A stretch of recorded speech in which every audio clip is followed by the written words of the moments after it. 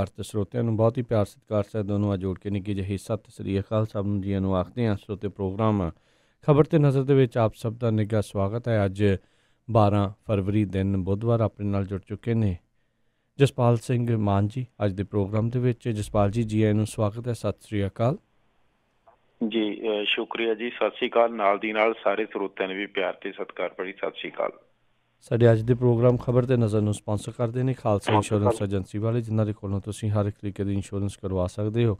Insurance ਬਾਰੇ ਪਤਾ ਕਰਨ ਲਈ ਕਾਲ ਕਰ ਸਕਦੇ ਹੋ ਨੰਬਰ 408 272 2500 ਦੇ ਉੱਤੇ। ਨਾਲ ਹੀ Krishan Dhanota university, Harminder Samrat Sacramento, Gurpal Singh Sandhu Antelope, Baljinder Singh Nijjar Woodland, Sucha Singh Shri Machhiwara Sahib, G N tyre and lube ਵਾਲੇ, ਜਿਨ੍ਹਾਂ ਦੇ ਕੋਲੋਂ ਤੁਸੀਂ truck wash, oil change, air brake ਦਾ ਕੰਮ ਕਰਵਾ ਸਕਦੇ ਹੋ। ਨਵੇਂ ਪੁਰਾਣੇ ਟਾਇਰ ਵਾਜਿਬ ਕੀਮਤਾਂ ਦੇ ਖਰੀਦ ਸਕਦੇ ਹੋ।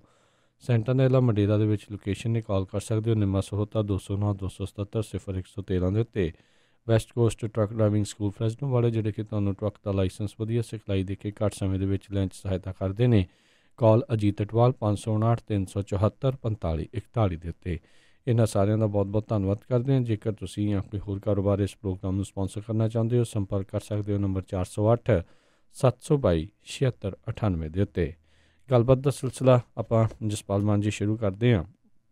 ਪਹਿਲੀ ਜਿਹੜੀ ਖਬਰ 'ਤੇ ਨਜ਼ਰ ਮਾਰੀਏ ਤਾਂ ਕਹਿੰਦੇ ਯੂਪੀ ਵਿੱਚ ਸੱਤਿਆਗ੍ਰਹਿ ਕਰ ਰਹੇ ਵਿਦਿਆਰਥੀ ਅਤੇ ਜਿਹੜੇ ਸਮਾਜਿਕ ਲੋਕਾਂ ਨੂੰ ਪੁਲਿਸ ਨੇ ਜੇਲ੍ਹ ਦੇ ਵਿੱਚ ਡੱਕਿਆ। ਹਾਂਜੀ ਬਿਲਕੁਲ, ਇਹ ਉਹ ਲੋਕ ਨੇ ਜਿਹੜੇ ਉੱਤਰ ਪ੍ਰਦੇਸ਼ ਦੇ ਗੋਰਖਪੁਰ ਜ਼ਿਲ੍ਹੇ ਤੋਂ ਇਹਨਾਂ ਨੇ ਜਿਹੜਾ ਆਪਣਾ ਸੱਤਿਆਗ੍ਰਹਿ ਸ਼ੁਰੂ ਕੀਤਾ। ਇਹ 1300 ਕਿਲੋਮੀਟਰ ਜਿਹੜਾ ਇਹਨਾਂ ਨੇ ਪੈਦਲ ਜਾਣਾ ਸੀ। ਤਾਂ ਇਹਦੇ ਵਿੱਚ ਜਿਹੜੇ ਕੁਛ ਜਿਹੜੇ BHU ਦੇ ਵਿਦਿਆਰਥੀ ਨੇ, ਨਾਲ ਹੋਰ ਸਮਾਜਿਕ ਲੋਕ ਨੇ, ਕਰੀਬ ਦੱਸਦੇ ਆ ਇਹਨਾਂ ਦੇ ਵਿੱਚ 10 ਦੇ ਆਸ-ਪਾਸ ਨੇ, ਜਿਨ੍ਹਾਂ ਨੂੰ ਗਾਜੀਪੁਰ ਦੇ ਵਿੱਚ ਪੁਲਿਸ ਨੇ ਗ੍ਰਿਫਤਾਰ ਕਰ ਲਿਆ। ਤਾਂ ਇਹਨਾਂ ਦੇ ਵਿੱਚ ਜ਼ਿਆਦਾਤਰ ਵਿਦਿਆਰਥੀ ਨੇ, ਹੋਰ ਲੋਕ ਵੀ ਸ਼ਾਮਲ ਨੇ। ਤਾਂ ਇਹ ਚਰਚਾ ਵਿੱਚ ਆਉਣ ਦਾ ਵਿਸ਼ਾ ਜਿਹੜਾ ਦੇਖੋ, ਵੱਡੀ ਗੱਲ ਤਾਂ ਇਹ ਆ ਕਿ ਨਾਗਰਿਕਤਾ ਜਿਹੜਾ ਸੋਧ ਬਿੱਲ ਆ ਉਹਨੂੰ ਲੈ ਕੇ ਪ੍ਰਦਰਸ਼ਨ ਆ ਜਿਹੜਾ ਉਹ ਪੂਰੇ ਦੇਸ਼ ਦੇ ਵਿੱਚ ਚੱਲਦਾ ਪਿਆ।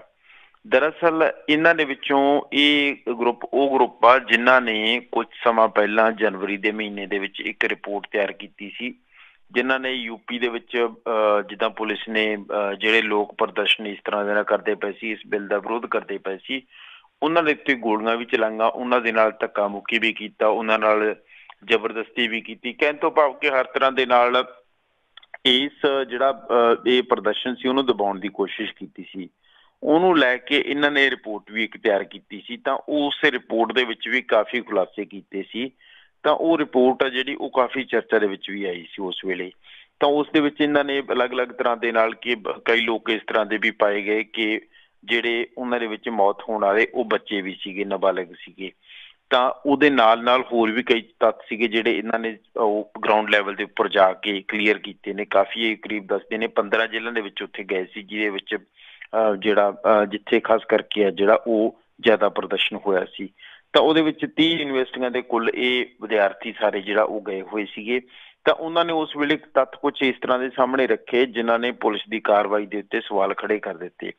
ਸਵਾਲ ਇਸ ਤਰ੍ਹਾਂ ਦੇ ਨਾਲ ਖੜੇ ਕੀਤੇ ਕਿ ਪੁਲਿਸ ਨੇ ਜਿਹੜੀ ਹਿੰਸਾ ਜੋ ਲੋਕ ਕਰਦੇ ਪਏ ਸੀ, ਬੇਸ਼ੱਕ ਉਹਦੇ ਵਿੱਚ ਕੁਝ ਸ਼ਰਾਰਤੀ ਲੋਕ ਸੀ, ਕੁਝ ਲੋਕ ਵਿਰੋਧ ਵੀ ਕਰਦੇ ਪਏ ਸੀ ਇਹਨਾਂ ਬਿੱਲਾਂ ਦਾ, ਤਾਂ ਉਹਨਾਂ ਦੇ ਦਰਮਿਆਨ ਉਸ ਦਰਮਿਆਨ ਹੋਇਆ ਕਿ ਪੁਲਿਸ ਨੇ ਜਿਹੜੀਆਂ ਗੋਲੀਆਂ ਚਲਾਈਆਂ ਜਾਂ ਭੀੜ ਨੂੰ ਉੱਥੋਂ ਜਿਹੜਾ ਕਹਿ ਲਓ ਅਲੱਗ ਕਰਨ ਦੇ ਲਈ ਜੋ ਗੋਲੀਬਾਰੀ ਕੀਤੀ ਜਾਂ ਗੋਲੀਆਂ ਚਲਾਈਆਂ, ਉਹ ਉਹਨਾਂ ਨੇ ਜਿਹੜੀਆਂ ਨੇ ਉਹ ਦੱਸਦੇ ਨੇ, ਕਹਿੰਦੇ ਕਿ ਉਹਨਾਂ ਨੇ ਸਿੱਧੀਆਂ ਚਲਾਈਆਂ, ਨਾ ਕਿ ਇਸ ਤਰ੍ਹਾਂ ਦੇ ਨਾਲ ਚਲਾਈਆਂ ਕਿ ਇੱਕ ਫਾਇਰਿੰਗ ਹਵਾਈ ਫਾਇਰ ਹੋ ਗਿਆ ਜਾਂ ਕਹਿ ਲਓ ਕਿ ਥੱਲੇ ਨੂੰ ਕਰਕੇ ਪੈਰਾਂ ਦੇ ਵਿੱਚ ਜਿਹੜਾ ਉਹ ਫਾਇਰਿੰਗ ਕੀਤੀ, ਇਸ ਤਰ੍ਹਾਂ ਦੀ ਨਹੀਂ ਸੀ ਕੀਤੀ। ਬਲਕਿ ਜਿਹੜਾ ਭੀੜ ਨੂੰ ਜਿਹੜਾ ਇਹ ਅਲੱਗ ਕਰਨ ਵਾਸਤੇ ਉਹਨਾਂ ਨੇ ਜਿਹੜੀ ਗੋਲੀਆਂ ਨੇ ਬਿਲਕੁਲ ਉਹ ਸਿੱਧੀਆਂ ਦਾਗੀਆਂ ਸੀ। ਤਾਂ ਇਸ ਤਰ੍ਹਾਂ ਦੇ ਨਾਲ ਆ ਜਿਹੜਾ ਉਹਦੇ ਵਿੱਚ ਮੌਤਾਂ ਵੀ ਹੋਈਆਂ ਸੀ। ਕਰੀਬ 23 ਮੌਤਾਂ ਦੇ ਆਸ-ਪਾਸ ਜਿਹੜੀਆਂ ਨੇ ਉਹ ਅੰਕੜੇ ਬੋਲਦੇ ਨੇ ਕਿ ਇੰਨੀਆਂ ਕੁ ਮੌਤਾਂ ਉਹਨਾਂ ਦੇ ਵਿੱਚ ਹੋਈਆਂ ਸੀ। ਹੋਰ ਇਹਦੇ ਨਾਲ ਨਾਲ ਜਿਹੜਾ ਉਹ ਕਾਫੀ ਵੱਡੀ ਗਿਣਤੀ ਦੇ ਵਿੱਚ ਨੁਕਸਾਨ ਵੀ ਹੋਇਆ ਸੀ। ਸਰਕਾਰੀ ਪ੍ਰਾਪਰਟੀ ਦਾ ਨੁਕਸਾਨ ਹੋਇਆ ਸੀ। ਉਹਦੇ ਵਿੱਚ ਵੀ ਦੱਸਦੇ ਨੇ 350 ਦੇ ਆਸ-ਪਾਸ ਆ ਜਿਹੜੇ ਉਹ ਨੋਟਿਸ ਭੇਜੇ ਗਏ ਸੀ। ਤਾਂ ਇਹ ਸਾਰੀਆਂ ਚੀਜ਼ਾਂ ਹੋਈਆਂ ਸੀ। ਇਹਦੇ ਨਾਲ ਨਾਲ ਜਿਹੜੇ ਇਹਦੇ ਵਿੱਚ ਲੋਕ ਸ਼ਾਮਲ ਸੀਗੇ, ਉਹਨਾਂ ਦੀਆਂ ਫੋਟੋਆਂ, ਉਹਨਾਂ ਦੇ ਪੋਸਟਰ ਉਹ ਵੀ ਉਹਨਾਂ ਨੇ ਵਾਇਰਲ ਕੀਤੇ, ਜਿਹਦੇ ਨਾਲ ਪਰਿਵਾਰਾਂ ਦਾ ਖਤਰਾ ਜਿਹੜਾ ਵਧਿਆ ਸੀ।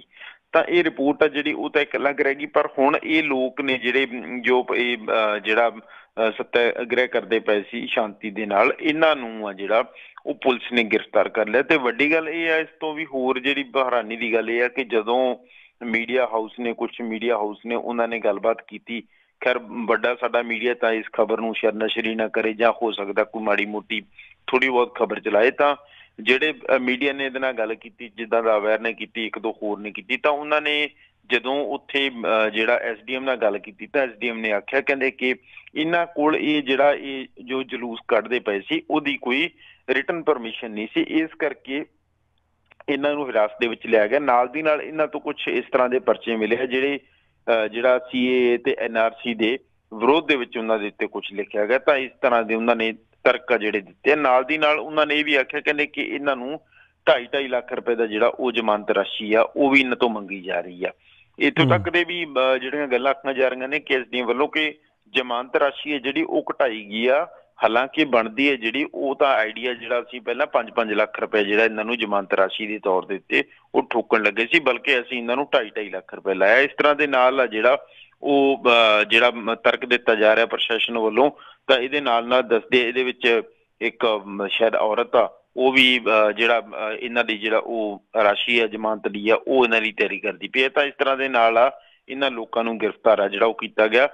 ਮਤਲਬ ਇੱਕ ਵਾਰ ਫਿਰ ਆ ਜਿਹੜਾ ਇਹ ਜਿਹੜੇ ਲੋਕ ਜਿਹੜਾ ਵਿਰੋਧ ਕਰਦੇ ਪਏ ਨੇ ਨਾਗਰਿਕਤਾ ਸੋਧ ਬਿੱਲ ਦਾ, ਉਹਨਾਂ ਨੂੰ ਦਬਾਉਣ ਦੀ ਕੋਸ਼ਿਸ਼ ਕੀਤੀ ਜਾ ਰਹੀ ਹੈ। ਇਸ ਤਰ੍ਹਾਂ ਦੇ ਨਾਲ ਆ ਉਹ ਦਬਾਉਣ ਦੇ ਤਰੀਕੇ ਜਿਹੜੇ ਉਹ ਅਲੱਗ-ਅਲੱਗ ਤਰੀਕੇ ਉਹਨਾਂ ਨੂੰ ਉਹ ਲੱਭੇ ਜਾ ਰਹੇ ਆ। ਇੱਧਰੋਂ ਦੂਜੇ ਪਾਸੇ ਦੇ ਤੋਂ ਜਿਹੜੇ ਇਹ ਲੋਕ ਵਿਰੋਧ ਕਰਦੇ ਪਏ ਸੀ, ਇਹ ਕਹਿੰਦੇ ਸਾਨੂੰ ਖਦਸ਼ਾ ਕਈ ਦਿਨਾਂ ਸੀ, ਲਗਾਤਾਰ ਪੁਲਿਸ ਹੈ ਜਿਹੜੀ ਉਹਨਾਂ ਦੇ ਆਸੇ-ਪਾਸੇ ਜਿਹੜਾ ਉਹ ਘੁੰਮਦੀ ਪਈ ਸੀ ਤੇ ਲਗਾਤਾਰ ਇਹਨਾਂ ਨੂੰ ਟ੍ਰੇਸ ਕਰਦੀ ਪਈ ਸੀ। ਜਿੱਦਾਂ ਹੀ ਅੱਜ ਇਹਨਾਂ ਨੇ ਆਪਣੀ ਜਿਹੜਾ ਪੁਲਿਸ ਨੇ ਟਾਈਮ ਦੇਖ ਕੇ ਇਹਨਾਂ ਨੂੰ ਜਿਹੜਾ ਉਹ ਇਹਨਾਂ ਨੂੰ ਸਾਰਿਆਂ ਨੂੰ ਜਿਹੜਾ ਉਹਨਾਂ ਨੂੰ ਚੱਕ ਲਿਆ। ਜੀ ਜੀ ਜੀ ਜੀ ਅਗਲੀ ਜਿਹੜੀ ਆਪਾਂ ਜਸਪਾਲ ਜੀ ਗੱਲ ਕਰਦੇ ਹਾਂ, ਕਹਿੰਦੇ ਉਮਰ ਅਬਦੁੱਲਾ ਮਾਮਲੇ ਦੀ ਸੁਣਵਾਈ ਤੋਂ ਪਹਿਲਾਂ ਸੁਪਰੀਮ ਕੋਰਟ ਦਾ ਜੱਜ ਹੋਇਆ ਪਾਸੇ। ਦੇਖੋ ਸੁਪਰੀਮ ਕੋਰਟ ਦੇ ਵਿੱਚ ਸੁਣਵਾਈ ਸੀ, ਸੁਣਵਾਈ ਤਾਂ ਹਾਲੇ ਖੈਰ ਸ਼ੁਰੂ ਨਹੀਂ ਹੋਈ। ਤਾਂ ਸੁਣਵਾਈ ਸ਼ੁਰੂ ਹੋਣੀ ਸੀ ਤਾਂ ਮਾਮਲਾ ਸਾਰਿਆਂ ਨੂੰ ਪਤਾ ਹੈ ਕਿ ਜਦੋਂ ਦੀ ਧਾਰਾ 370 ਵਾਲਾ ਮਾਮਲਾ ਆਇਆ ਉਦੋਂ ਤੋਂ ਲੈ ਕੇ JNK ਦੇ ਕਾਫੀ ਲੀਡਰ ਨੇ ਜਿਹੜੇ ਉਹ ਜਿਹੜਾ ਉਹਨਾਂ ਨੂੰ ਨਜ਼ਰਬੰਦ ਕੀਤਾ ਹੋਇਆ, ਜਿਹਦੇ ਵਿੱਚ ਉਮਰ ਅਬਦੁੱਲਾ ਵੀ ਆ ਜਾਂਦਾ, ਉਹਦੇ ਨਾਲ ਜਿਹੜਾ ਉਹ ਹੋਰ ਵੀ ਹੈ AXCM ਆ ਗਏ, ਇਹਨਾਂ ਦੇ ਨਾਲ ਜਿਹੜੇ ਉਹ ਹੋਰ ਵੀ ਕਾਫੀ ਲੋਕ ਨੇ ਜਿਹੜੇ ਉਹ ਆ ਜਾਂਦੇ ਨੇ, ਜਿੱਦਾਂ ਮਹਿਬੂਬਾ ਮੁਫਤੀ ਆ ਉਹ ਵੀ ਇਹਨਾਂ ਦੇ ਨਾਲ ਆ ਜਾਂਦੇ ਆ, ਹੋਰ ਵੀ ਵਿਰੋਧੀ ਧਿਰ ਦੇ ਉੱਥੇ ਲੀਡਰ ਨੇ ਜਿਹੜੇ ਉਹ ਆ ਜਾਂਦੇ। ਭਾਵ ਕਿ JNK ਦੇ ਜਿਹੜੇ ਉਹ ਲੋਕ ਨੇ ਜਿਹੜੇ ਕਿ ਸੱਤਾਧਾਰੀਆਂ ਦੇ ਸਾਰੇ ਖਿਲਾਫ ਨੇ ਜਾਂ ਸੱਤਾਧਾਰੀਆਂ ਦੇ ਸਿਆਸੀ ਵਿਰੋਧੀ ਨੇ, ਉਹਨਾਂ ਨੂੰ ਇਹਨਾਂ ਨੇ ਬੰਦ ਕੀਤਾ ਹੋਇਆ। ਤਾਂ ਇਹਨਾਂ ਨੂੰ ਬੰਦ ਕੀਤਾ ਹੋਇਆ ਉਹਨਾਂ ਨੂੰ ਲੈ ਕੇ ਅਮਰ ਅਬਦੁੱਲਾ ਦੀ ਜਿਹੜੀ ਭੈਣ ਆ ਉਹਨਾਂ ਨੇ ਸਾਰਾ ਅਬਦੁੱਲਾ ਪਾਇਲਟ ਉਹਨਾਂ ਨੇ ਇੱਕ ਪਟੀਸ਼ਨ ਦਾਇਰ ਕੀਤੀ ਸੀ, ਜਿਹਦੇ ਵਿੱਚ ਉਹਨਾਂ ਨੇ ਜਿਹੜਾ ਇਹਨਾਂ ਦੀ ਰਿਹਾਈ ਦੀ ਮੰਗ ਕੀਤੀ ਸੀ। ਤਾਂ ਇਹਨਾਂ ਨੂੰ ਇਸ ਨੂੰ ਚੁਣੌਤੀ ਜਿਹੜੀ ਦਿੱਤੀ ਸੀ, ਕਿਉਂਕਿ ਇਹਨਾਂ ਨੂੰ ਬੰਦ ਜਿਹੜਾ ਕੀਤਾ ਗਿਆ ਉਹ JNK ਪਬਲਿਕ ਸੇਫਟੀ ਐਕਟ 1978 ਦੇ ਅੰਡਰ ਜਿਹੜਾ ਇਹਨਾਂ ਨੂੰ ਉਹ ਬੰਦ ਕੀਤਾ ਹੋਇਆ। ਇਸ ਐਕਟ ਦੇ ਤਹਿਤ ਜਿੰਨੀ ਕੁ ਜਾਣਕਾਰੀ ਹੈ ਕਿ ਇਹਦੇ ਤਹਿਤ 3 ਤੋਂ 6 ਮਹੀਨੇ ਤੱਕ ਆ ਜਿਹੜਾ ਉਹ ਨਜ਼ਰਬੰਦ ਕੀਤਾ ਜਾਂਦਾ। ਉਹਦਾ ਕਾਰਨ ਇਹ ਤਰਕ ਦਿੱਤਾ ਜਾਂਦਾ ਕਿ ਇਹ ਜਿਹੜਾ ਲੋਕਾਂ ਨੂੰ ਭੜਕਾਉਣ ਦਾ ਕੋਸ਼ਿਸ਼ ਕਰਦੇ, ਲੋਕਾਂ ਨੂੰ ਗੁੰਮਰਾਹ ਕਰਦੇ, ਇਸ ਤਰ੍ਹਾਂ ਦੇ ਤਰਕ ਜਿਹੜੇ ਦਿੱਤੇ ਜਾਂਦੇ ਆ। ਪਰ 3 ਮਹੀਨੇ ਤੋਂ ਬਾਅਦ ਇਹਨਾਂ ਨੂੰ ਦੁਬਾਰਾ ਫਿਰ ਐਕਸਟੈਂਸ਼ਨ ਦਿੱਤੀ, ਦੁਬਾਰਾ ਫਿਰ 3 ਮਹੀਨਿਆਂ ਲਈ ਅੱਗੇ ਹੋਰ ਆ ਜਿਹੜਾ ਇਹਨਾਂ ਨੂੰ ਨਜ਼ਰਬੰਦ ਕਰਨ ਦੇ ਹੁਕਮ ਦੇ ਦਿੱਤੇ। ਜਦੋਂ 6 ਮਹੀਨੇ ਹੁਣ ਨਿਕਲ ਗਏ ਤਾਂ ਹੁਣ ਕਿਉਂਕਿ ਸਾਰਿਆਂ ਨੂੰ ਪਤਾ 4-5 ਅਗਸਤ ਦੀ ਗੱਲ ਆ 2019 ਦੀ, ਉਸ ਤੋਂ ਬਾਅਦ ਲਗਾਤਾਰ ਹੀ ਇਹ ਬੰਦ ਨੇ। ਤਾਂ ਹੁਣ ਜਿਹੜਾ ਜਿੱਦਾਂ ਪਟੀਸ਼ਨ ਪਾਈ ਗਈ ਤਾਂ ਪਟੀਸ਼ਨ ਦੇ ਵਿੱਚ ਜਿਹੜਾ ਉਹਨਾਂ ਨੇ ਕਿ ਉਹਦੇ ਉੱਤੇ ਸੁਣਵਾਈ ਹੈ ਜਿਹੜੀ ਉਹ ਹੋਣੀ ਸੀ, ਜਿਹਦੇ ਵਿੱਚ 3 ਜੱਜ ਸੀਗੇ। ਤਾਂ ਉਹਨਾਂ ਦੇ ਵਿੱਚੋਂ ਜਿਹੜਾ ਇੱਕ ਜੱਜ ਆ ਜਿਹੜਾ ਜਸਟਿਸ ਮੋਹਨ ਨੇਗੇ ਜਿਹੜੇ ਉਹਨਾਂ ਨੇ ਇਸ ਜਿਹੜਾ ਬੈਂਚ ਸੀਗਾ 3 ਜੱਜਾਂ ਦਾ ਬੈਂਚ, ਉਹਦੇ ਵਿੱਚੋਂ ਉਹ ਅਲੱਗ ਹੋ ਗਏ। ਭਾਵ ਕਿ ਸੁਣਵਾਈ ਤੋਂ ਪਹਿਲੇ ਉਹਨਾਂ ਨੇ ਕਿਨਾਰਾ ਕਰ ਲਿਆ। ਤਾਂ ਇਸ ਤਰ੍ਹਾਂ ਦੇ ਨਾਲ ਹੁਣ ਉਹ ਜਿਹੜਾ ਤਿੰਨੋਂ ਜੱਜਾਂ ਦਾ ਬੈਂਚ ਜਦੋਂ ਅਲੱਗ ਹੋ ਗਿਆ, ਭਾਵ ਕਿ 2 ਹੁਣ ਬੈਠੇ ਹੋਏ ਆ, ਇੱਕ ਨੇ ਸੁਣਵਾਈ ਤੋਂ ਮਨਾ ਕਰਤਾ ਜਾਂ ਇੱਕ ਸੁਣਵਾਈ ਨਹੀਂ ਕਰਦੇ ਪਏ ਉਸ ਮਾਮਲੇ ਦੇ ਵਿੱਚ। ਤਾਂ ਇਸ ਤਰ੍ਹਾਂ ਦੇ ਨਾਲ ਹੁਣ ਇਸ ਬੈਂਚ ਕੋਲੋਂ ਕੇਸ ਟਰਾਂਸਫਰ ਹੋ ਕੇ ਕਿਸੇ ਹੋਰ ਬੈਂਚ ਕੋਲ ਜਾਏਗਾ, ਜੋ ਸੁਪਰੀਮ ਕੋਰਟ ਦੇ ਜੱਜਾਂ ਦਾ ਬੈਂਚ ਹੋਏਗਾ। ਤਾਂ ਉਹ ਦੁਬਾਰਾ ਤੋਂ ਸੁਣਵਾਈ ਕਰੇਗਾ। ਹੁਣ ਉਹਦੇ ਲਈ ਸ਼ੁੱਕਰਵਾਰ ਦਾ ਜਿਹੜਾ ਉਹ ਸਮਾਂ ਤੈਅ ਕੀਤਾ ਗਿਆ। ਹੁਣ ਸ਼ੁੱਕਰਵਾਰ ਨੂੰ ਬੜਾ ਦਿਨ ਇੱਕ ਅਹਿਮ ਹੋਏਗਾ, ਜਿਹਦੇ ਜਿਹੜਾ ਨਤੀਜੇ ਦੇਖਣ ਵਾਲੇ ਹੋਣਗੇ ਕਿ ਸ਼ੁੱਕਰਵਾਰ ਨੂੰ ਇਹ 3 ਜੱਜਾਂ ਦਾ ਜਿਹੜਾ ਕੀ ਫੈਸਲਾ ਆਉਂਦਾ ਕਿ ਅੱਗੇ ਇਹਦੇ ਉੱਤੇ ਲਗਾਤਾਰ ਸੁਣਵਾਈ ਚੱਲਦੀ ਆ ਜਾਂ ਕੀ ਇਹਨਾਂ ਦੇ ਹੱਕ ਦੇ ਵਿੱਚ ਜੋ ਪਟੀਸ਼ਨ ਕਰਤਾ ਨੇ ਉਹਨਾਂ ਦੇ ਹੱਕ ਦੇ ਵਿੱਚ ਜਿਹੜਾ ਉਹ ਫੈਸਲਾ ਆਉਂਦਾ। ਤਾਂ ਇਹ ਦੇਖਣਾ ਇੱਕ ਦਿਲਚਸਪ ਹੋਏਗਾ। ਨਾਲ ਦੀ ਨਾਲ ਇਹਨਾਂ ਚੀਜ਼ਾਂ ਦਾ ਤਰਕ ਵੀ ਜਿਹੜਾ ਦੇਖਣ ਵਾਲੀ ਗੱਲ ਹੈ ਕਿ ਲੰਬੇ ਸਮੇਂ ਦੇ ਤੋਂ ਜਿਨ੍ਹਾਂ ਨੇ ਇਹ ਮਨਾ ਕੀਤਾ ਜਿਹੜੇ ਚੀਫ ਜਸਟਿਸ ਨੇ, ਤਾਂ ਇਹਨਾਂ ਨੇ ਜਿਹੜੇ ਮਨਾ ਕੀਤਾ ਤਾਂ ਇਹ ਵੀ ਤਰਕ ਦੇਖਣ ਵਾਲੀ ਗੱਲ ਹੈ ਕਿ ਕਿਹੜੇ ਕਾਰਨ ਨੇ। ਬੇਸ਼ੱਕ ਉਹਨਾਂ ਨੇ ਹਾਲੇ ਤੱਕ ਕੋਈ ਕਾਰਨ ਸਾਹਮਣੇ ਨਹੀਂ ਆਏ। ਕਾਰਨ ਤੁਹਾਨੂੰ ਪਤਾ ਹੈ ਕਿ ਮੋਸਟਲੀ ਇਸ ਤਰ੍ਹਾਂ ਦੇ ਕਾਰਨ ਦਿੱਤੇ ਜਾਂਦੇ ਕਿ ਜਿਹੜਾ ਉਹ ਕਾਰਨ ਜਾਂ ਤਾਂ ਦੱਸੇ ਨਹੀਂ ਜਾਂਦੇ ਜਾਂ ਨਿੱਜੀ ਕਾਰਨ ਦੱਸ ਦਿੱਤੇ ਜਾਂਦੇ ਨੇ।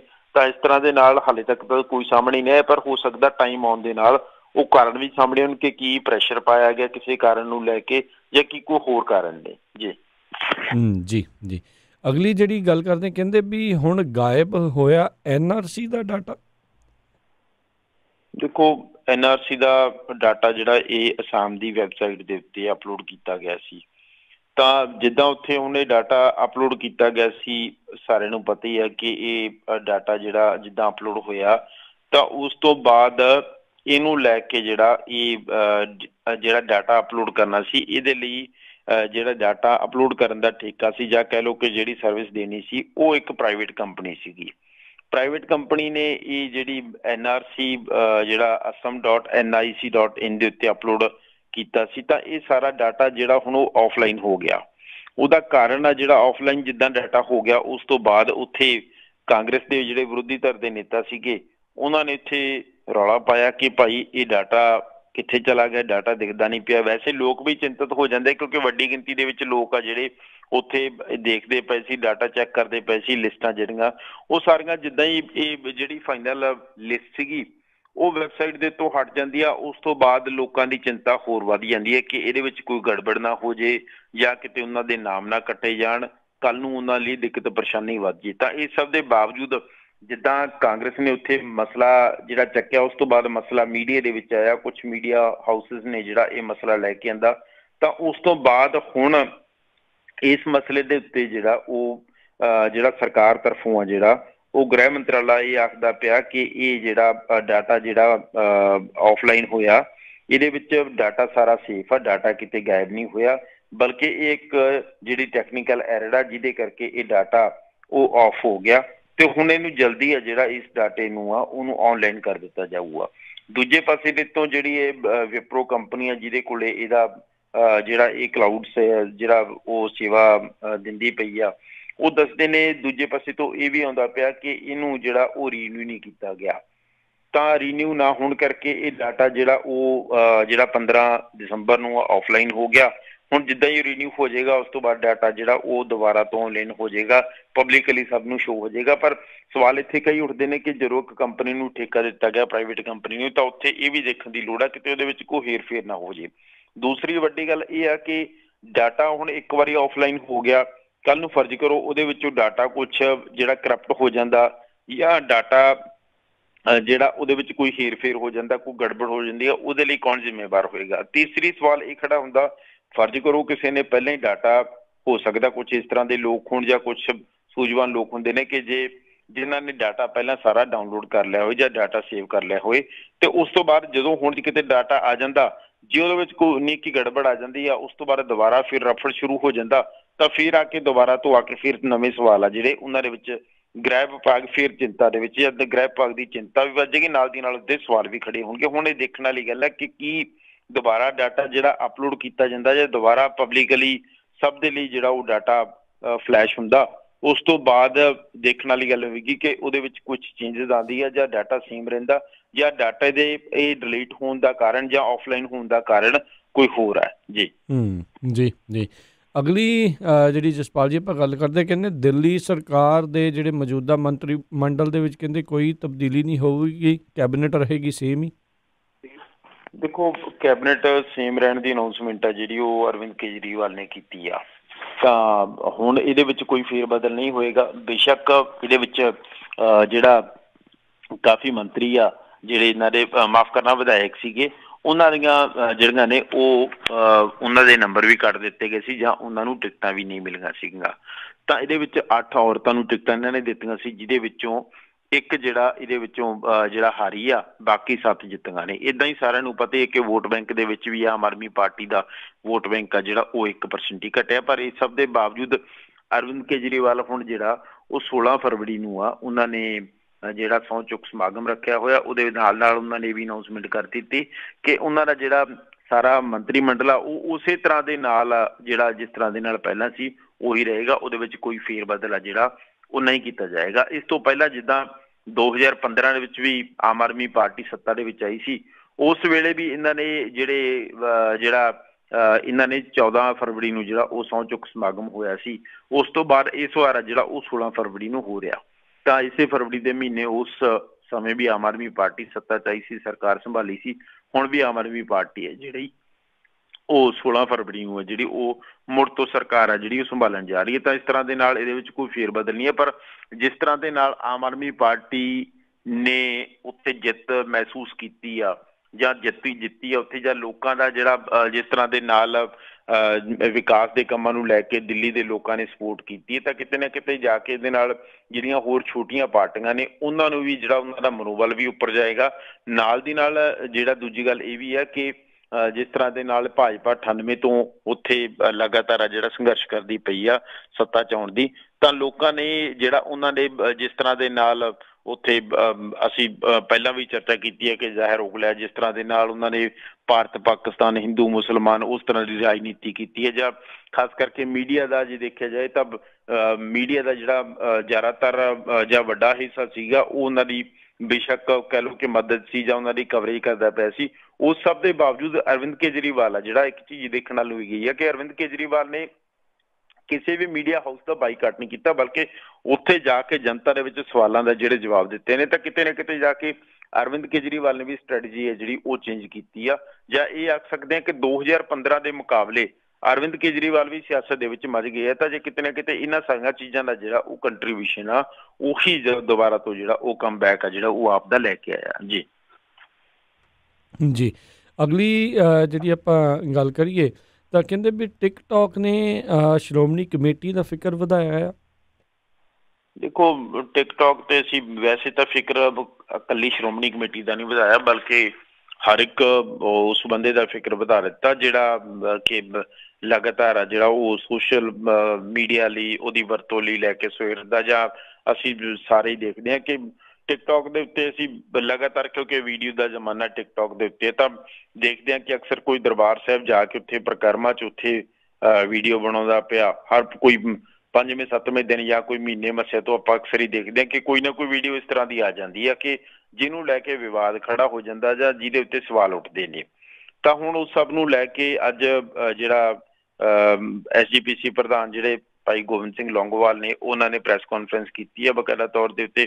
ਤਾਂ ਉਹ ਮੀਡੀਆ ਦੇ ਵਿੱਚ ਉੱਥੇ ਗੱਲਬਾਤ ਚੱਲਦੀ ਪਈ ਸੀ ਤਾਂ ਉਹਨਾਂ ਨੇ ਆਖਿਆ, ਕਹਿੰਦੇ ਕਿ ਆਉਣ ਵਾਲੇ ਸਮੇਂ ਦੇ ਵਿੱਚ ਜੇ ਟਿਕਟੌਕ ਬੈਨ ਨਹੀਂ ਹੁੰਦੀ ਜਾਂ ਇਹਦਾ ਕੋਈ ਹੱਲ ਨਹੀਂ ਨਿਕਲਦਾ ਤਾਂ ਫਿਰ ਉਹ ਕਹਿੰਦੇ ਕਿ ਭਾਈ ਮੋਬਾਈਲ ਫੋਨ ਹੀ ਬੈਨ ਕਰ ਦਿੱਤੇ ਜਾਣਗੇ ਅੰਦਰ, ਜਾਂ ਫਿਰ ਕੋਈ ਇਸ ਤਰ੍ਹਾਂ ਦਾ ਤਰੀਕਾ ਲੱਭਿਆ ਜਾਏਗਾ ਕਿ ਪਹਿਲਾਂ ਜਿਹੜਾ ਉਹ ਲੋਕਾਂ ਨੂੰ ਜਿਹੜਾ ਉਹਨਾਂ ਨੂੰ ਕੁਛ ਨਾ ਕੁਛ ਜਿਹੜਾ ਉਹ ਇਹਦੇ ਥਰੂ ਜਿਹੜਾ ਜਾਗਰੂਕ ਕੀਤਾ ਜਾਊ। ਜੇ ਫਿਰ ਵੀ ਕੋਈ ਨਹੀਂ ਹਟਦਾ ਤਾਂ ਫਿਰ ਉੱਥੇ ਮੋਬਾਈਲ ਫੋਨ ਬੈਨ ਕਰਨ ਵਾਲੀ ਇੱਕ ਜਿਹੜੀ ਉਹ ਆਪਸ਼ਨ ਰਹਿ ਜਾਂਦੀ ਹੈ। ਤਾਂ ਇਸ ਤਰ੍ਹਾਂ ਦੇ ਨਾਲ ਤਰਕ ਦਿੱਤਾ, ਕਿਉਂਕਿ ਫਿਲਹਾਲ ਅਸੀਂ ਦੇਖਦੇ ਹਾਂ ਇਸ ਤੋਂ ਪਹਿਲਾਂ ਵੀ ਸਵਾਲ ਉੱਠੇ ਸੀ, ਇਸ ਤੋਂ ਬਾਅਦ ਫਿਰ ਅੰਦਰ ਆ ਜਿਹੜਾ ਉਹ ਫੋਟੋਗ੍ਰਾਫੀ ਕਰਨ ਦੇ ਉੱਤੇ ਜਾਂ ਮੋਬਾਈਲ ਫੋਨ ਦੇ ਉੱਤੇ ਵੀਡੀਓ ਬਣਾਉਣ ਦੇ ਉੱਤੇ ਪਾਬੰਦੀ ਲਾਈ ਗਈ, ਉਹਦੇ ਲਈ ਬਕਾਇਦਾ ਤੌਰ ਦੇ ਉੱਤੇ। ਪਰ ਉਸ ਸਭ ਦੇ ਬਾਵਜੂਦ ਵੀ ਅਕਸਰ ਦੇਖਦੇ ਹਾਂ ਕਿ ਲੋਕਾਂ ਨੇ ਫੋਟੋਆਂ, ਜਿਹੜੇ ਲੋਕ ਅਕਸਰ ਹੀ ਜਾ ਕੇ ਚਲੋ ਫੋਟੋ ਕਰਨਾ ਤਾਂ ਖੈਰ ਫਿਰ ਵੀ ਠੀਕ ਆ, ਉਸ ਤੋਂ ਬਾਅਦ ਜਾ ਕੇ ਜਿੱਦਾਂ ਵੀਡੀਓ ਵਾਲਾ ਕੰਮ ਆ ਜਾਂਦਾ ਜਾਂ ਕਹਿ ਲਓ ਕਿ ਗਾਣਿਆਂ ਦੇ ਉੱਤੇ ਇਸ ਤਰ੍ਹਾਂ ਦੀਆਂ ਵੀਡੀਓਜ਼ ਲਾ ਦੇਣੀਆਂ, ਉਹ ਆ ਕੇ ਜਿਹੜੀਆਂ ਨੇ ਉਹ ਜਦੋਂ ਵਾਇਰਲ ਹੁੰਦੀਆਂ ਨੇ ਤਾਂ ਫਿਰ ਸਵਾਲ ਖੜੇ ਹੁੰਦੇ ਆ। ਇਸੇ ਕਰਕੇ SGPC ਦੀ ਚਿੰਤਾ ਜਿਹੜੀ ਉਹ ਲਗਾਤਾਰ ਵੱਧਦੀ ਪਈ ਹੈ ਤੇ ਇਹਦੇ ਉੱਤੇ ਕੰਟਰੋਲ ਵੀ ਨਹੀਂ ਹੁੰਦਾ ਪਿਆ, ਕਿਉਂਕਿ ਬੇਸ਼ੱਕ ਇਹਨਾਂ ਦੇ ਜਿਹੜੇ ਅਸੀਂ ਇਹ ਵੀ ਚੀਜ਼ ਦੇਖਦੇ ਨਾਲ ਦੀ ਨਾਲ ਕਿ ਅੰਦਰ ਜਿਹੜੇ ਇਹਨਾਂ ਦੇ ਸੇਵਾਦਾਰ ਹੁੰਦੇ ਆ ਕਈ ਵਾਰ ਉਹ ਜਿਹੜਾ ਉਹਨਾਂ ਦੇ ਉੱਤੇ ਦੋਸ਼ ਵੀ ਲੱਗਦੇ ਨੇ ਕਿ ਉਹ ਮਿਸਬਿਹੇਵ ਕਰਦੇ ਨੇ, ਉਹਨਾਂ ਦਾ ਬੋਲਣ ਦਾ ਤਰੀਕਾ ਰਵੱਈਆ ਸਹੀ ਨਹੀਂ ਹੈ।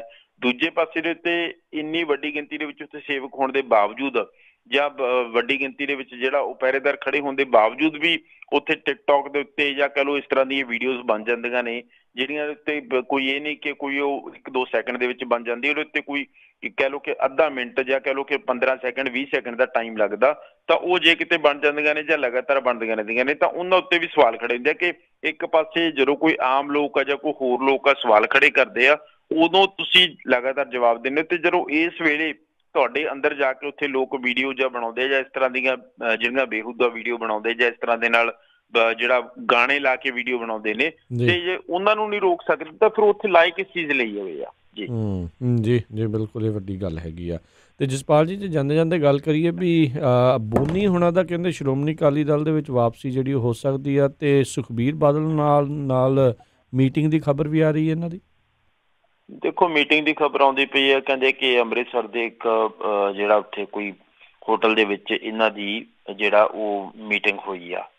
ਤਾਂ ਇਹਦੇ ਨਾਲੋਂ ਵੱਡੀ ਗੱਲ ਇਹ ਆ ਕਿ ਸੁਖਬੀਰ ਬਾਦਲ ਕੱਲ ਨੂੰ, ਉਹ ਸਾਰਿਆਂ ਨੂੰ ਪਤਾ ਹੀ ਆ ਕਿ ਅੰਮ੍ਰਿਤਸਰ ਦੇ ਵਿੱਚ ਉਹ ਰੈਲੀ ਕਰਨ ਜਾ ਰਹੇ ਨੇ, ਜਿਹਨੂੰ ਇਹ ਰੋਸ ਰੈਲੀ ਦਾ ਨਾਮ ਸ਼ਾਇਦ ਇਹਨਾਂ ਨੇ ਦਿੱਤਾ ਹੋਇਆ। ਪੰਜਾਬ ਦੇ ਵਿੱਚ ਹੋਰ ਜਗ੍ਹਾ ਤੇ ਵੀ ਕਰਨਗੇ, ਤਾਂ ਉਸੇ ਨੂੰ ਲੈ ਕੇ ਜਿਹੜਾ ਹੁਣ ਇਹ ਮੀਡੀਆ ਜਿਹੜੇ ਜਿੰਨੇ ਹਾਊਸ ਨੇ ਉਹ ਵੀ ਇਹੋ ਆਖਦੇ ਪਏ ਨੇ ਕਿ ਸੋਰਸਿਸ ਦੇ ਜ਼ਰੀਏ ਖਬਰ ਆਉਂਦੀ ਪਈ ਆ ਕਿ ਇੱਕ ਜਿਹੜਾ ਮੀਟਿੰਗ ਹੋਈ ਹੈ ਦੋਨਾਂ ਦੀ, ਉਹਦੇ ਵਿੱਚ ਮੀਟਿੰਗ ਦੇ ਵਿੱਚ ਜਿਹੜਾ ਇਹ ਚਰਚਾ ਹੋਈ ਹੈ, ਤੇ ਨਾਲ ਦੀ ਨਾਲ ਇਹ ਵੀ ਗੱਲ ਆਉਂਦੀ ਪਈ ਹੈ ਕਿ ਕੱਲ੍ਹ ਨੂੰ, ਕਿਉਂਕਿ ਕੱਲ੍ਹ ਨੂੰ ਆ ਜਿਹੜਾ ਇਹਨਾਂ ਦੀ ਰਾਜਸਥਾਨੀ ਦੇ ਵਿੱਚ ਰੈਲੀ ਹੋਣ ਜਾ ਰਹੀ ਆ, ਤਾਂ 13 ਨੂੰ ਜਿਹੜੀ ਰੈਲੀ ਹੋਣ ਜਾ ਰਹੀ 13 ਫਰਵਰੀ ਨੂੰ, ਤਾਂ ਉਹਦੇ ਵਿੱਚ ਜਿਹੜਾ ਇਹ ਅਮਰਪਾਲ ਸਿੰਘ ਬੋਨੀ ਨੇ, ਸਾਬਕਾ ਅਕਾਲੀ ਵਿਧਾਇਕ ਨੇ, ਤਾਂ ਇਹ ਉੱਥੇ ਵਾਪਸੀ ਕਰ ਸਕਦੇ ਆ। ਤਾਂ ਇਹ ਜਿਹੜੀਆਂ ਖਬਰਾਂ ਨੇ ਉਹ ਇਸ ਵੇਲੇ ਕਾਫੀ ਜਿਹੜਾ ਉਹ ਸੁਰਖੀਆਂ ਦੇ ਵਿੱਚ ਆ, ਕਿਉਂਕਿ ਇਸ ਤੋਂ ਪਹਿਲਾਂ ਜਿਹੜਾ ਇਹ ਇੱਧਰੋਂ ਜਿਹੜਾ ਅਕਾਲੀ ਦਲ ਤੋਂ ਛੱਡ ਕੇ ਜਿਹੜਾ ਉਹ ਟਕਸਾਲੀਆਂ ਦੇ ਨਾਲ ਚਲੇ ਗਏ ਸੀ, ਤਾਂ ਟਕਸਾਲੀਆਂ ਦੇ ਜਾਣ ਤੋਂ ਬਾਅਦ ਹੁਣ ਵਾਪਸੀ ਦੀ ਖਬਰ ਆਉਂਦੀ ਪਈ ਆ। ਇਸ ਤੋਂ ਪਹਿਲਾਂ ਵੀ ਇੱਕ ਦਿਨ, ਜਿਹੜਾ ਕਈ ਦਿਨ ਪਹਿਲਾਂ ਦੀ ਵੀ ਜਿਹੜਾ ਇੱਕ ਫੋਟੋ ਵਾਇਰਲ ਹੋਈ ਸੀ ਦੋਨਾਂ ਦੀ, ਉਸ ਤੋਂ ਬਾਅਦ ਜਿਹੜਾ ਇਹ ਅਮਰਪਾਲ ਸਿੰਘ ਬੋਨੀ ਆ, ਇਹਨਾਂ ਨੇ ਜਿਹੜਾ ਉਹ ਗੱਲ ਸਾਫ਼ ਕੀਤੀ ਸੀ ਕਿ ਕਿਤੇ ਵਿਆਹ ਦੇ ਉੱਤੇ ਗਏ ਸੀ, ਉੱਥੇ ਦੋਨੇ ਜਾਣੇ ਇਕੱਠੇ, ਸੁਖਬੀਰ ਬਾਦਲ ਵੀ ਆਇਆ ਹੋਇਆ ਸੀ, ਇਹ ਵੀ ਆਏ ਹੋਏ ਸੀ, ਤਾਂ ਦੋਨਾਂ ਦੀ ਇੱਕ ਫੋਟੋ ਜਿਹੜੀ ਵਾਇਰਲ ਹੋਈ ਸੀ, ਉਸ ਵੇਲੇ ਵੀ ਇਹੋ ਗੱਲ ਆਖੀ ਜਾ ਰਹੀ ਸੀ ਕਿ ਦੋਨਾਂ ਦੀ ਮੀਟਿੰਗ ਹੋ ਗਈ ਆ, ਦੋਨਾਂ ਦੀ ਗੱਲਬਾਤ ਹੋ ਗਈ ਆ, ਤੇ ਹੁਣ ਇਹ ਦੁਬਾਰਾ ਤੋਂ ਵਾਪਸੀ ਕਰ ਰਹੇ ਆ। ਉਸ ਵੇਲੇ ਜਿਹੜਾ ਅਮਰਪਾਲ ਸਿੰਘ ਬੋਨੀ ਆ ਉਹਨਾਂ ਨੇ ਨਕਾਰ ਦਿੱਤਾ ਸੀ, ਪਰ ਇਸ ਵੇਲੇ ਹਾਲੇ ਤੱਕ ਤਾਂ ਕੋਈ ਉਹਨਾਂ ਦਾ ਇਸ ਨੂੰ ਲੈ ਕੇ ਕੋਈ ਪ੍ਰਤੀਕਰਮ ਦੇਖਣ ਨੂੰ ਨਹੀਂ ਮਿਲਿਆ। ਉਮੀਦ ਕਰਦੇ ਆ ਕਿ ਕੱਲ੍ਹ ਨੂੰ ਜਿਹੜਾ ਉਹ ਕੋਈ ਨਾ ਕੋਈ ਹੋ ਸਕਦਾ ਕਿ ਦੋਨੇ ਜਿਹੜਾ ਇਹਨਾਂ ਦੀ ਵਾਪਸੀ ਹੋ ਜਾਏ, ਘਰ ਵਾਪਸੀ ਹੋ ਜਾਏ, ਜਾਂ ਫਿਰ ਇਹ ਹੋ ਸਕਦਾ ਕਿ ਸਵੇਰੇ ਜਾਂ ਕੱਲ੍ਹ ਨੂੰ ਜਿਹੜਾ ਇਹ ਇਹਨਾਂ ਵੱਲੋਂ ਕੋਈ ਹੋਰ ਪ੍ਰਤੀਕਰਮ ਦੇਖਣ ਨੂੰ ਮਿਲੇ। ਜੀ ਜੀ ਜਸਪਾਲ ਮਾਨ ਜੀ, ਬਹੁਤ ਬਹੁਤ ਤੁਹਾਡਾ ਧੰਨਵਾਦ ਕਰਦੇ ਹਾਂ, ਤੁਸੀਂ ਸਾਡੇ ਨਾਲ ਜੁੜੇ, ਇਹਨਾਂ ਖਬਰਾਂ ਬਾਰੇ ਤੁਸੀਂ ਜਾਣਕਾਰੀ ਦਿੱਤੀਆਂ। ਅਗਲੀ ਵਾਰ ਤੱਕ ਲਈ ਬੜੀ ਮਿਹਰਬਾਨੀ, ਪਿਆਰ ਭਰੀ ਸਤਿ ਸ਼੍ਰੀ ਅਕਾਲ। ਮਿਹਰਬਾਨੀ, ਸ਼ੁਕਰੀਆ ਜੀ। ਤੇ ਸਰੋਤਿਓ, ਇੱਥੇ ਸਾਡਾ ਅੱਜ ਦਾ ਇਹ ਪ੍ਰੋਗਰਾਮ ਸਮਾਪਤ ਹੈ। ਮਿਲਦੇ ਹਾਂ ਅਗਲੀ ਵਾਰ ਤੱਕ ਲਈ। ਮੇਰੇ ਵੱਲੋਂ ਵੀ ਬਹੁਤ ਬਹੁਤ ਮਿਹਰਬਾਨੀ, ਸਭ ਨੂੰ ਪਿਆਰ ਭਰੀ ਸਤਿ ਸ਼੍ਰੀ ਅਕਾਲ। ਯੂਨੀਵਰਸਿਟੀ ਰਹੋ, ਹੱਸਦੇ ਖੇਡਦੇ ਰਹੋ, ਸੁਣਦੇ ਰਹੋ ਪੰਜਾਬੀ ਰੇਡੀਓ। ਭਾਰਤ ਸਰੋਤਿਆਂ ਨੂੰ ਬਹੁਤ ਹੀ ਪਿਆਰ ਸਤਿਕਾਰ ਸਹਿ ਦੋਨੋਂ ਜੋੜ ਕੇ ਨਿੱਕੀ ਜਿਹੀ ਸਤਿ ਸ਼੍ਰੀ ਅਕਾਲ ਸਭ ਨੂੰ ਜੀਆਂ ਨੂੰ ਆਖਦੇ ਹਾਂ। ਸਰੋਤੇ ਪ੍ਰੋਗਰਾਮ ਖਬਰ ਤੇ ਨਜ਼ਰ ਦੇ ਵਿੱਚ ਆਪ ਸਭ ਦਾ ਨਿੱਘਾ ਸਵਾਗਤ ਹੈ। ਅੱਜ 12 ਫਰਵਰੀ ਦਿਨ ਬੁੱਧਵਾਰ ਆਪਣੇ ਨਾਲ ਜੁੜ ਚੁੱਕੇ ਨੇ ਜਸਪਾਲ ਸਿੰਘ ਮਾਨ ਜੀ ਅੱਜ ਦੇ ਪ੍ਰੋਗਰਾਮ ਦੇ ਵਿੱਚ। ਜਸਪਾਲ ਜੀ, ਜੀ ਆਇਆਂ ਨੂੰ ਸਵਾਗਤ ਹੈ, ਸਤਿ ਸ਼੍ਰੀ ਅਕਾਲ ਜੀ। ਸ਼ੁਕਰੀਆ ਜੀ, ਸਤਿ ਸ਼੍ਰੀ ਅਕਾਲ। ਨਾਲ ਦੀ ਨਾਲ ਸਾਰੇ ਸਰੋਤਿਆਂ ਨੇ ਵੀ ਪਿਆਰ ਤੇ ਸਤਿਕਾਰ ਭਰੀ ਸਤਿ ਸ਼੍ਰੀ ਅਕਾਲ। ਸਾਡੇ ਅੱਜ ਦੇ ਪ੍ਰੋਗਰਾਮ ਖਬਰ ਤੇ ਨਜ਼ਰ ਨੂੰ ਸਪਾਂਸਰ ਕਰਦੇ ਨੇ ਖਾਲਸਾ ਇੰਸ਼ੋਰੈਂਸ ਏਜੰਸੀ ਵਾਲੇ, ਜਿਨ੍ਹਾਂ ਦੇ ਕੋਲੋਂ ਤੁਸੀਂ ਹਰ ਇੱਕ ਤਰੀਕੇ ਦੀ ਇੰਸ਼ੋਰੈਂਸ ਕਰਵਾ ਸਕਦੇ ਹੋ। ਇੰਸ਼ੋਰੈਂਸ ਬਾਰੇ ਪਤਾ ਕਰਨ ਲਈ ਕਾਲ ਕਰ